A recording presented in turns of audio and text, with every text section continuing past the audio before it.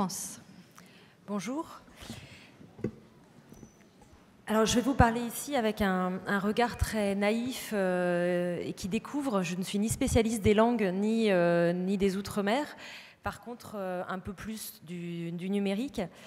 Et je vais essayer d'introduire cette deuxième table ronde en montrant un peu les opportunités et l'intérêt du numérique et d'Internet pour la valorisation, la préservation, la diffusion des langues d'outre-mer, tout en vous en part de mon étonnement ce matin de n'avoir entendu quasiment à aucun moment parler ni d'Internet ni de quoi que ce soit qui puisse faire penser au numérique, et ça me démangeait d'en parler, et je me suis dit que j'allais attendre cet après-midi et qu'on pourrait en parler tous ensemble.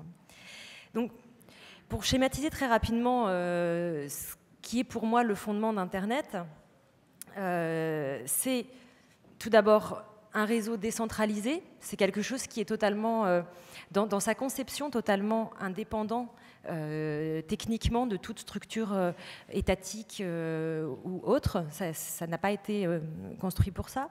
C'est quelque chose qui, à la base, a été fait pour le partage des informations, pour la circulation de l'information. C'est un réseau qui permet l'initiative individuelle et l'initiative collective sans avoir besoin de forcément demander à quelqu'un avant de le faire. C'est donc, à mon sens, un des outils les plus pratiques, un outil idéal pour la diffusion, la préservation, le travail sur les langues. J'ai entendu ce matin beaucoup de réflexion sur les problèmes avec l'institution éducation nationale, par exemple, ou ce qu'on en attend, ou ce qu'on lui reproche. S'il y a un espace de liberté beaucoup plus grande, où on n'a pas à demander ou à avoir besoin d'une loi, c'est bien Internet. Et si vous voulez un petit peu voir comment on peut faire démarrer une langue, et une langue rare, ou une langue peu parlée, peu dotée, comme dit M. Diki Kidiri, je vous invite à lire le rapport qu'il a fait il y a déjà 5 ans quasiment, sur comment assurer la présence d'une langue sur le cyberespace. Je crois qu'il en a emmené certains, et qui pour moi était quelque chose d'assez fondamental pour comprendre comment une langue qu'il appelle peu dotée, donc avec peu de ressources écrites ou peu de ressources numériques, peut avoir sa place sur Internet. Et moi, je vais vous parler de quelque chose que je connais plus particulièrement et qui me semble être un excellent vecteur des langues, c'est Wikipédia. Oui, je vais d'abord quand même faire un petit point sur les problématiques que j'ai pu relever sur les langues. Pourquoi est-ce que, pour l'instant, on n'a pas énormément de contenu? Hop, si ça marche, voilà. Non. Voilà. Quelle est la place que peuvent prendre les langues d'outre-mer, les langues de France sur Internet? Il y a un certain nombre de problématiques, pas forcément insurmontables, mais qui se posent actuellement. La première, c'est la mesure de la place des langues. Mesurer combien il y a de pages web en français, en allemand, en anglais, en créole, dans n'importe quelle langue est quelque chose d'extrêmement difficile. Les moteurs de recherche n'indexent pas toutes les pages. C'est-à-dire que sans savoir ce qui existe, c'est difficile de pouvoir promouvoir une langue. Donc c'est un des problèmes pour trouver la place des langues sur le numérique. Google, donc le moteur de recherche le plus pratiqué au monde, ne propose son interface que dans environ 150 langues, ce qui n'est pas énorme. Et fait un travail sérieux de résultats de moteurs de recherche en seulement 35 langues. Donc on est très très loin de pouvoir faire émerger la diversité. Deuxième problématique importante, la problématique de la fixation écrite de la langue, qui n'est pas spécifique au numérique, mais qui se pose forcément sur Internet, puisqu'Internet est principalement pour l'instant un Internet écrit. Troisième point, vouloir faire exister une langue sur Internet nécessite une traduction des interfaces, des logiciels qui permettent de produire du contenu pour qu'il y ait une réelle appropriation par les locuteurs. Et puis, dernier problème beaucoup plus pratique, le problème de la connexion Internet, qui n'est pas forcément très évidente suivant là où on se trouve. Donc les bases d'un multilinguisme sur Internet assumé, où on puisse s'exprimer sans problème, ne sont pas forcément simples, mais on a quand même la possibilité pour chaque langue de trouver sa place si elle est portée par une communauté de locuteurs active, motivée et qui intègre les enjeux du numérique pour la diffusion en dehors d'une communauté, la diffusion d'une langue en dehors d'une communauté. Et donc j'en arrive maintenant au sujet que je connais le mieux et qui me semble être un bon exemple de multilinguisme, qui est l'encyclopédie Wikipédia, que vous connaissez probablement. Que vous connaissez probablement en français, en anglais, peut-être moins dans d'autres langues, et qui a la particularité d'être donc collaborative, ouverte à tous. Il n'y a pas de barrière à l'écriture pour les personnes qui veulent apporter leur contenu dessus, qui est diffusée sous une licence libre qui permet une réelle diffusion, redistribution, réappropriation, remixage dans n'importe quel support, et qui est dans son essence même multilingue, c'est-à-dire qu'on n'est pas dans un concept de traduction d'une langue à l'autre, mais de développement totalement autonome de chaque langue à partir du moment où elle a une communauté de locuteurs qui a pris en charge la création d'une version linguistique de l'encyclopédie. Pour vous donner une idée, en 10 ans, on est passé d'une Wikipédia en anglais qui est née en 2001 à 283 éditions linguistiques totalement autonomes, dont une quarantaine ont plus de 100 000 articles, et qui comportent des langues extrêmement parlées et puis des langues extrêmement peu parlées, suivant la communauté qui va la porter. Et en français, donc, on est autour de 1 million, quasiment 1 200 000 articles. Et autour de Wikipédia gravitent d'autres sites qui sont d'autres moyens de couvrir les champs du savoir, les champs de la culture et de la contribution. Et parmi ceux-ci, j'en distingue 3. Une médiathèque qui s'appelle Wikimedia Commons et qui héberge tous les fichiers multimédia, vidéos, photos, plans, etc.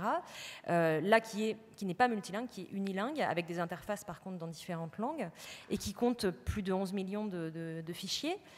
Wikisource, qui existe dans une 50aine de langues et qui est une bibliothèque de textes sous licence libre ou dans le domaine public. Et puis le Wiktionnaire, dont je vous parlerai plus longuement tout à l'heure, qui est un dictionnaire multilingue qui existe dans plusieurs dizaines de langues et qui en français compte plus de 2 millions d'entrées. Quelle est la place des langues d'outre-mer sur Wikipédia ? C'est une présence qui est extrêmement faible. On n'a que 2 langues, et encore l'une est le créole haïtien, on n'a que 2 langues qui ont une version linguistique autonome de Wikipédia réellement active, le tahitien et donc le créole haïtien, avec finalement assez peu d'articles quand on compare avec d'autres langues. 3 versions linguistiques sont en cours de création, sont encore à un stade extrêmement petit. Le créole guadeloupéen, où il n'y a que 4 articles encyclopédiques en créole guadeloupéen, ce qui, rapporté au nombre de locuteurs potentiels, est quand même extrêmement faible. Le mong et le wallisien. Alors, est-ce que la solution, ce serait d'adopter une démarche de traduction systématique, qui n'est pas la démarche originelle de Wikipédia, et de faire travailler les gens systématiquement en français et dans leur langue, pour créer des contenus dans les langues d'outre-mer sur tout type de sujets encyclopédiques, et puis aussi créer des contenus en français sur les thématiques de l'outre-mer. Je vous mets en dessous un lien sur un rapport qu'on a fait qui reprend beaucoup de chiffres là-dessus et que pas mal de gens ont pris tout à l'heure, et on en rapportera demain sur les tables.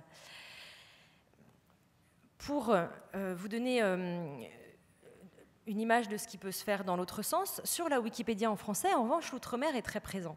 On a à peu près 6000 articles qui concernent très directement les Outre-mer, où je vous ai détaillé un petit peu par région quel est le nombre d'articles. Ça va de 60 articles pour Wallis et Futuna à 2400 pour La Réunion. Donc c'est extrêmement disparate, mais globalement assez comparable au traitement des autres régions françaises. Rapporté au nombre d'habitants, la couverture en français des sujets sur l'outre-mer est plutôt bien faite, alors qu'à l'inverse, la couverture de n'importe quel sujet n'est absolument pas faite dans les langues locales.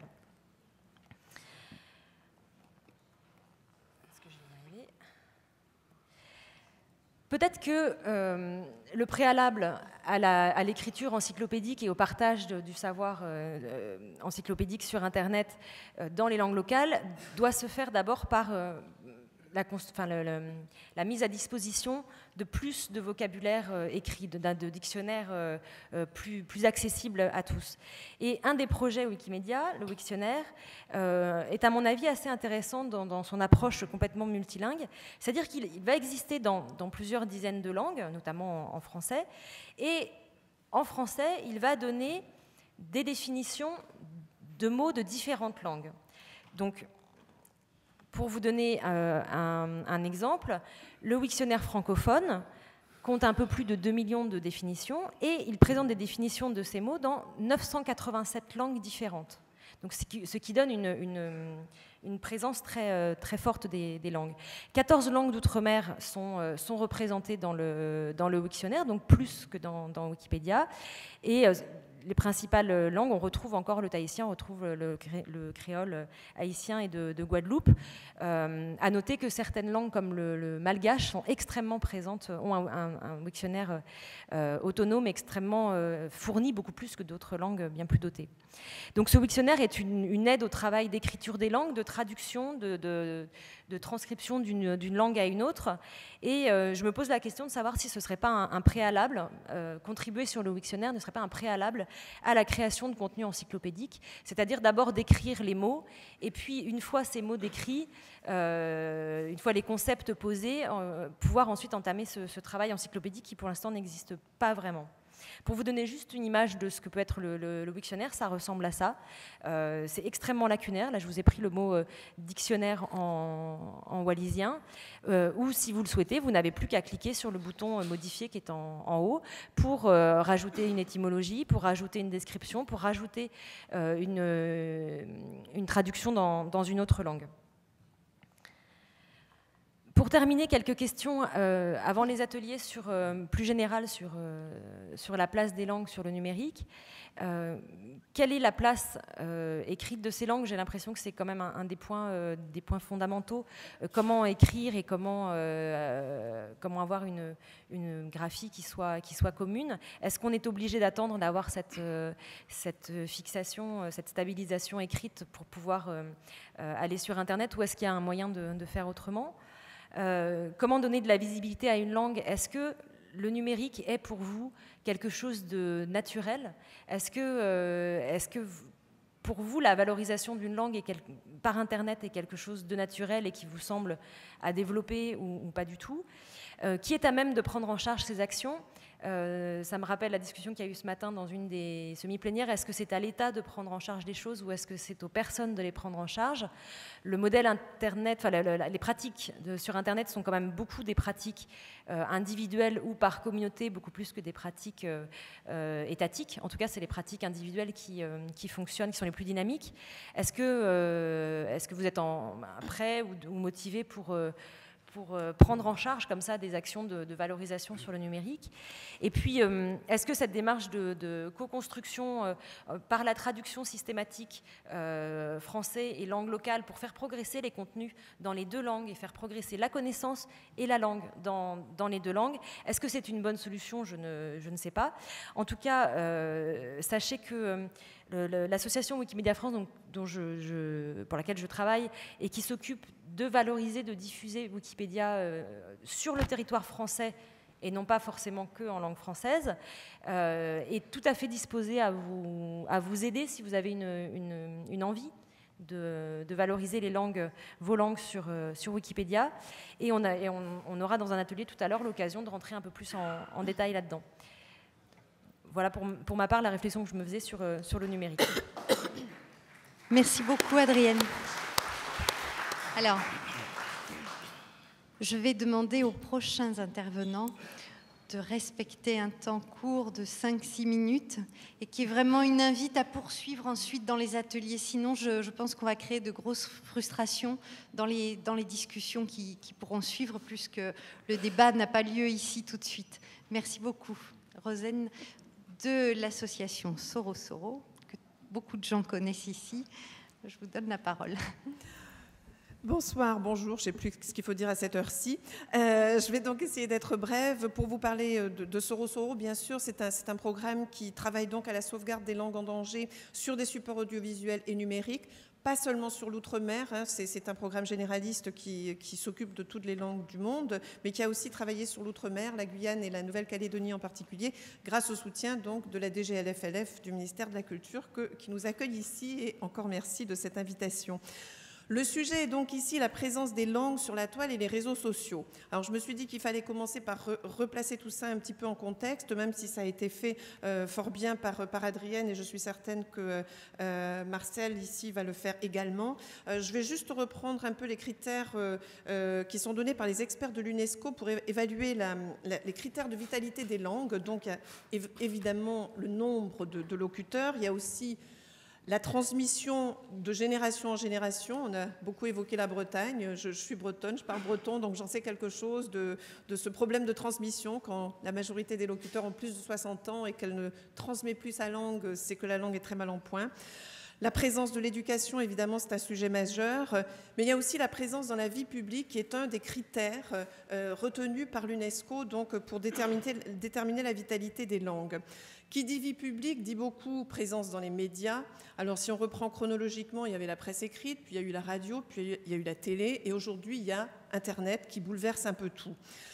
Si je reprends quelques chiffres, j'ai les chiffres de 2008 d'une étude de TNS Sofres qui dit que la consommation moyenne par Français de télévision par jour était en 2008 de 3 heures et 7 minutes. Vous voyez un peu le temps qu'on peut passer devant sa télé. Dans le même temps, la consommation Internet, je dis bien en 2008, c'est-à-dire il y a 3 ans, Internet de loisirs était de 2h17 par jour. On n'est pas loin du chiffre de la télé. Aujourd'hui, la télé est arrivée à 3h30 par jour. Je n'ai pas le chiffre pour Internet de loisirs, encore une fois, mais on est très certainement proche du même temps en consommation Internet qu'on ne l'est en consommation télévisuelle. C'est dire si le monde des médias est en train d'être bouleversé, et il est clair que pour des langues minoritaires, pour qu'elles aient une chance de survivre à l'avenir dans ce monde qui est très technologique et très mondialisé, très globalisé, il faudra probablement être présent sur Internet. Je peux vous donner un autre chiffre qui n'est pas récent, mais je ne pense pas qu'il ait changé beaucoup. 90% des pages disponibles sur Internet sont en seulement 12 langues, les 12 langues majeures, hein, on les connaît tous, anglais, mandarin, espagnol, portugais, ourdou, hindi, arabe, russe, français. Voilà, c'est un chiffre un petit peu ancien, mais je ne pense pas qu'il ait dû évoluer fondamentalement. Enfin, Marcel nous en reparlera probablement tout à l'heure. Il est difficile, encore une fois, d'avoir des données récentes, puisque tout passe maintenant par les moteurs de recherche, et Google est particulièrement avare d'informations. Tout ça est un peu mystérieux. Google qui est avare d'informations, mais qui s'intéresse de près au sujet des langues en danger, puisqu'ils ont l'intention de lancer une plateforme autour des langues en danger en début d'année prochaine. Donc c'est un sujet qui devient assez chaud. Alors, comment renforcer la présence des langues minoritaires sur le net? C'est oui, comment on fait, évidemment. Alors, déjà, beaucoup de langues qui sont parlées minoritairement, de petites langues en nombre de locuteurs, sont parlées dans des endroits où il n'y a pas d'ordinateur, pas d'Internet, et même très souvent, il n'y a pas d'électricité. Ce n'est pas forcément le cas pour les langues d'outre-mer. Mais d'autres questions se posent de façon cruciale. Comment est-ce qu'on fait donc pour participer, poster des contenus sur Internet quand la langue n'est pas codifiée? Si elle est codifiée, combien de personnes savent l'écrire? Odile Lescure en a parlé ce matin. Et quand on sait l'écrire, qui va contribuer? Parce qu'il faut du temps aussi pour contribuer à Internet. Ça ne se fait pas par la vertu du Saint-Esprit. Donc, quand ces populations ont déjà très souvent des nombres de locuteurs qui sont relativement bas, les langues ne sont pas forcément codifiées, elles ne sont pas forcément écrites. Il faut encore que les locuteurs se saisissent de leur langue et produisent des contenus pour Internet. Ça fait beaucoup de choses, beaucoup de « il faudrait que », et très souvent ces communautés ont d'autres priorités, d'autres chats à fouetter que de poster des contenus sur Internet. Donc c'est des questions qui se posent, on n'a pas forcément les réponses, mais en tout cas nous ce qu'on fait à Soro Soro, c'est qu'on explore un peu une autre voie qui est celle de l'audiovisuel, qui suit un peu plutôt un schéma de tradition orale, puisque ce que nous faisons, notre objet, c'est que nous envoyons sur le terrain un peu partout dans le monde des équipes pour filmer ce qu'on espère être la substantifique moelle de ces langues et des cultures qu'elles véhiculent, bien entendu. Donc nous partons sur le terrain avec des linguistes et avec des anthropologues parfois, et ce sont des professionnels de l'audiovisuel, et nous ramenons des dizaines d'heures de rush qui sont tout ce qu'on peut collecter de tradition orale. Donc ça peut être des contes, des récits, des rites de la pharmacopée, des connaissances diverses et variées, des savoir-faire, de la vie quotidienne, etc. etc. Et puis tout ça est dérushé, archivé, indexé, déposé à l'INA, le dépôt légal, donc l'Institut national de l'audiovisuel. Et il y a aussi toute une partie de ça qui est donc montée et qui est mise en ligne sur notre site sur Internet qui s'appelle sorosoro.org et que certains d'entre vous connaissent ici probablement. Alors nous avons déjà, encore une fois, grâce à la DGLFLF, nous avons commencé à travailler sur les Outre-mer. Nous espérons pouvoir poursuivre. Nous avons filmé donc d'une part en Nouvelle-Calédonie. Merci Claire Moïse qui était la linguiste qui accompagnait notre équipe de tournage. Merci aussi à l'ALK qui a l'Académie des langues kanak qui a effectué les traductions en Kharachu, puisque nous avons filmé 3 langues, trois langues kanak, le Kharachu, le Kharangure et le Hamea. Vous pouvez d'ailleurs voir dans le hall d'entrée des vidéos qui passent sur l'écran Sorosoro. Malheureusement, pour le moment, je ne sais pas pourquoi il n'y en a qu'une, qui est la construction des cases. Normalement, vous devriez pouvoir voir aussi un film sur, par exemple, les bébés lectures dont parlait Maria Del-Jorédier ce matin, et on la voit à l'écran avec ses enfants. Donc, si ça vous intéresse, vous pourrez voir ça, j'espère, bientôt sur ces écrans dans le hall. Donc voilà, c'est un travail, ce que nous faisons, qui peut servir, qui sert bien entendu, qui doit servir à la recherche, mais qui peut servir aussi d'une part à l'enseignement ou un accompagnement à l'enseignement des langues, puisqu'on filme à chaque fois, par exemple, des tas de petits mots de la vie quotidienne. On fait donner les chiffres de 1 à 10, les couleurs, les jours de la semaine, les parties du corps, toutes ces choses qui peuvent être utilisées dans un cadre d'enseignement, de transmission de la langue. Et puis, toute cette tradition orale qu'on filme et qu'on met en ligne progressivement peut également servir pour transmettre justement tous ces savoirs et toute cette tradition orale à tous ceux qui seraient désireux de les apprendre. Donc ça sert aussi à ça le net. Nous avons également filmé cet été, c'est Maurice Tiouka qui était là ce matin, qui a filmé dans sa propre communauté, donc Kalinia, ici en Guyane. Pour le moment, il n'y a encore rien en ligne, mais ça va venir parce que c'est un long processus, puisqu'il faut tout traduire avant de pouvoir monter et mettre en ligne. Donc tout ça est un long processus. Donc voilà, nous espérons pouvoir continuer ce travail. Je vous invite à aller voir sur le site, vous comprendrez mieux ce qu'on fait très probablement. Alors ce qu'on fait, évidemment, n'est pas une solution universelle, mais en tout cas, on espère qu'on contribue à cette présence des langues de l'outre-mer et au-delà de toutes les langues en danger dans le monde. On espère qu'on contribue à la présence de ces langues sur Internet. Voilà, merci. Merci beaucoup, Rosane. Merci d'avoir respecté votre temps de parole aussi. Marcel Dicky qui dirait, vous faites partie du réseau Maya, oui, qui est un réseau qui essaie justement de mesurer la présence des langues sur Internet, entre autres, mais je vous laisse oui. Vous expliquer ça. Il n'y a pas de bouton. OK. Bon, ben. Le réseau, je vais vous parler rapidement du réseau Maya. En 2005, à l'occasion du sommet mondial pour la diversité, le sommet mondial pour la société de l'information qui s'est tenu à Tunis, a été créé sous l'initiative de l'Académie africaine des langues, le réseau Maya, qui est un réseau mondial pour la diversité linguistique. Maya est un mot mandingue qui veut dire humani, qui est traduit en français par humanitude. En fait, c'est l'équivalent de Ubuntu dans le bantou. Dans la langue africaine, il y a plusieurs mots comme ça qui renvoient à la dignité de l'homme. Donc, Maya signifie ça. Et donc, ce réseau, depuis 2005, depuis sa création, a organisé un forum international à Bamako en 2007 sur la diversité linguistique dans le monde, et 4 symposiums internationaux, 2 en Russie, à la Fédération de Russie, un à Barcelone et un à Brasilia, sur la diversité linguistique dans le cyberespace.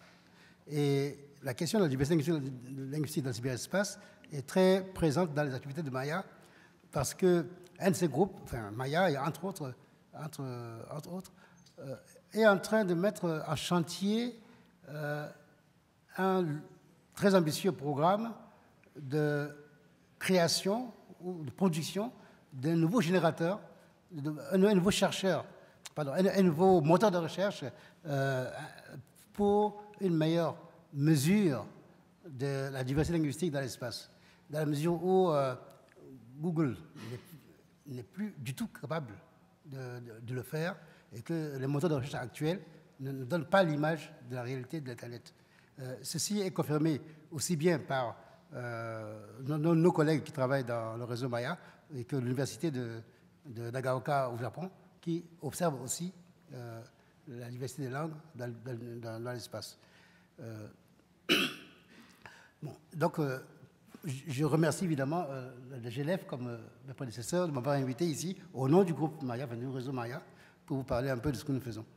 Je veux enchaîner en vous parlant un tout petit peu de de mon intérêt pour les langues dans le cyberespace. Cela m'est venu du fait qu'au départ, j'étais uniquement linguiste, africaniste, décrivant la langue Sango, qui est la langue de la République centrafricaine, et qui est aujourd'hui l'une des deux langues officielles du pays, le Sango et le français. Et donc, avant de devenir langue officielle, le Sango était d'abord une langue considérée comme une non-langue, une non-langue durant la colonisation. Et donc, le chemin a été très long pour que ça devienne aujourd'hui langue officielle. Seulement, en 1991, j'ai créé un premier site sur le Sango en me disant, personne ne le lira, je le fais pour moi. Et 3 mois après, je reçois des mails du Japon, du Canada, de France, des gens qui étaient émus de voir le Sango sur Internet. Et ça, j'étais très, très surpris de voir que des gens pouvaient s'intéresser à cette langue. Et ça m'a beaucoup encouragé à dire, mais comment on peut faire pour mettre sur Internet une langue inconnue pour qu'elle devienne connue? Et les problèmes sont énormes. Évidemment, l'Internet, à l'époque, en 1991, n'a rien à voir avec aujourd'hui. Aujourd'hui, aucun site web n'est digne de ce nom s'il n'est pas interactif, social, etc. En 1991, n'importe qui pouvait créer une page web de sa langue et mettre sur Internet. Au fil du temps, j'ai appris donc que même si j'arrivais à mettre ma langue sur Internet, ça ne suffit pas. C'est comme si je mettais un poster sur un mur. Ça fait de ma langue une langue morte sur Internet. Pour qu'elle devienne une langue vivante, il faut qu'il y ait derrière une communauté. Des gens qui s'écrivent, qui utilisent, qui répondent, qui réagissent, etc. Donc il faut la formation d'une ressource humaine, d'une communauté humaine qui communique et travaille dans cette langue. Et avant même que de mettre la langue sur Internet, eh bien, il faut qu'elle soit écrite. Si elle n'est pas écrite, à ce moment-là, il faut passer par des techniques de reconnaissance vocale ou de synthèse vocale, qui sont techniques pas à la portée de tout le monde. Enfin, c'est réalisable, mais il faut quand même des spécialistes pour le faire. Et ensuite, une fois que la langue est écrite, vous savez, tous les débats qu'on a à se mettre d'accord sur une orthographe, c'est sans fin. Hein. Qu'une langue soit écrite, ensuite qu'on puisse collecter des textes, qu'on puisse mettre des formes de discussion, qu'on puisse mettre jusqu'à ce que la langue puisse être écrite. Alors, je résume, j'ai été amené à écrire cet ouvrage qui maintenant est diffusé en portugais, en russe, en français, en anglais, bien sûr, et en espagnol. Comment faire pour assurer la présence d'une langue dans le cyberespace? Une langue, moi je suis parti d'une langue très petite, très très petite, même une langue parlée par 2-3 personnes, dans la mesure où ces 2-3 personnes ont décidé à la faire connaître. Alors, il faut développer les ressources linguistiques. Développer les ressources linguistiques, c'est évidemment d'écrire la langue, écrire la grammaire, écrire les dictionnaires, et ça sera. Et aussi développer les ressources linguistiques, c'est traduire dans la langue le vocabulaire technique nécessaire pour qu'elle puisse être vivante, sur Internet. Comment est-ce qu'on dit cliquer cette langue-là? Comment est-ce qu'on dit naviguer? C'est des métaphores, mais c'est des métaphores qu'on peut culturellement intégrer. Donc, développement des ressources linguistiques, puis après, développement des ressources culturelles. Ces gens qui parlent cette langue-là, ils ont une culture. Comment faire pour transmettre cette culture, pour faire partager ça? Hier, j'étais très heureux, j'étais vraiment exalté de voir l'excellence du théâtre qui nous a été fourni par les enfants. Et je me suis dit, mais comment faire pour que ce ne soit pas un phénomène éphémère qui n'a pas de trace? Est-ce qu'il y a moyen de le mettre sur Internet pour que ce soit partagé jusqu'au fin fond de l'univers? Parce que ce que les enfants ont dit, c'est quelque chose d'universel. Mais comment? Il faut constituer les ressources culturelles locales sous un format partageable qu'on peut mettre sur Internet. Donc, il y a déjà la langue, ressources linguistiques, ressources culturelles. Quand je dis constituer les ressources culturelles, je ne veux pas dire que les gens n'ont pas de culture. Au contraire, c'est parce qu'ils ont des cultures qu'il faut constituer les ressources culturelles partageables. Ensuite, former les gens, qui est au moins déjà capable de travailler avec l'Internet. S'il n'y en a pas un seul qui sait travailler avec l'Internet, ce sera difficile. La formation des gens pour avoir des ressources humaines. Et enfin, développer les technologies pour l'accès. Bon, voilà. Donc, ça, c'est un petit pousset de guide pour ça. Merci beaucoup, voilà. Marcel Kidiri. Alors, le représentant de l'institution auquel nous avons demandé d'apporter son point de vue à cette table ronde est chargé de la publication au Centre national de documentation pédagogique et s'intéresse particulièrement au support virtuel. Exactement, mais avec la possibilité peut-être de faire très court, vous allez voir, car le représentant de l'institution est là très modestement pour dire que justement tout ce qu'on a développé, donc je vais vous dire un mot bien évidemment autour de l'enseignement des langues, est finalement très pauvrement enrichi par les langues régionales. Et évidemment, pour plein de raisons, sans doute, évidemment, le poids de l'enseignement de la langue française dans le socle commun, donc bien évidemment aussi pour sans doute des motifs politiques, pour des motifs linguistiques, bien sûr, avec une insuffisante description des langues. Donc, véritablement, on vient plutôt, dans l'idée de ce que disait Jean-Michel Blanquer tout à l'heure, de voir comment on peut travailler ensemble, beaucoup plus qu'on ne l'a fait jusque-là. Alors, pour autant, évidemment, ce n'est pas négliger la place des langues, donc, sur Internet et dans les nouvelles technologies en tout cas. Donc le CNDP s'est saisi à bras-le-corps de cela et pour plusieurs raisons. D'abord, bien évidemment, parce que la demande était forte. Il y avait à la fois une nouvelle manière d'enseigner les langues vivantes et il y avait bien évidemment, d'autre part et de manière complémentaire, le problème du français, langue étrangère, langue seconde, langue évidemment de scolarisation. Donc cet ensemble a fait qu'il a fallu développer des outils. Donc ces outils qui nous posent des tas de problèmes, et donc je crois qu'il faut se parler franchement, qui nous posent des tas de problèmes de validation des contenus. Donc il est certain que c'est de la qualité pédagogique qu'il nous faut bien évidemment sur ces outils. Donc des circuits de validation, donc importants, et j'apprécie beaucoup la liberté de mes collègues bien évidemment d'en parler. Donc, et moi de leur dire qu'évidemment il y a une contrainte nette, c'est que le CNDP d'abord évidemment fournit des ressources pour les enseignants. Donc pour les enseignants, il faut que ces contenus soient validés, fiables bien évidemment, et qu'on arrive à les reproduire et les utiliser. Alors pour autant, on a développé des outils. Donc des outils, je pense évidemment en vous laissant de côté tout ce qui sera les tableaux blancs interactifs, donc où le fait de remplir les espaces numériques de travail, donc a occupé beaucoup de forces vives au CNDP en matière de langue vivante. Et ça a décentré, ça a permis un nouveau rebond, ça a décentré un peu la position de l'enseignant dans la classe. Donc ce n'était plus un dispositif frontal, c'était une utilisation active bien évidemment de ces méthodes grâce aux nouvelles technologies. Donc, ce qui a permis de nouveaux rebonds, d'utiliser et de créer de nouveaux outils. Donc, on peut en citer plusieurs. Alors, on est très mal à l'aise sur les plaquettes, par exemple, les tablettes numériques. Donc, pour l'instant, que nous fournissons très pauvrement en contenu, nous n'en sommes qu'au début. Et ce matin, dans les ateliers, ça a été évoqué très richement. Et là aussi, je voudrais bien qu'on puisse étudier des partenariats. Donc, mais il y a aussi le point important de ce qu'on appelle et que nous tirons de chez nos amis canadiens, la baladodiffusion. Donc, le fait fait, bien évidemment, que désormais, on utilise ce qui est l'univers des élèves, donc la possibilité de descendre de l'information sur leur baladeur, que ce soit audio ou vidéo, que ce soit eux-mêmes qui génèrent le flux. Donc le CNDP fournit des ressources donc, dans ces domaines. Alors ça, c'est sur les outils. Mais ce qui est intéressant et qu'on essaie de bâtir ensemble et qu'on doit essayer de bâtir ensemble, et ça ressortait des ateliers de ce matin, donc finalement je trouve que mon discours s'inscrivait assez dans ce qui a déjà été exprimé, donc c'est évidemment d'aboutir à des ressources. Et des ressources, on avait exprimé le besoin ce matin, et donc je crois que là aussi on a des partenariats à bâtir. Ça ne veut pas dire qu'il n'y a rien d'existant, les CRDP ont beaucoup travaillé, donc beaucoup sur des ouvrages imprimés, mais aussi bien évidemment pour essayer de fournir des contenus donc, numériques.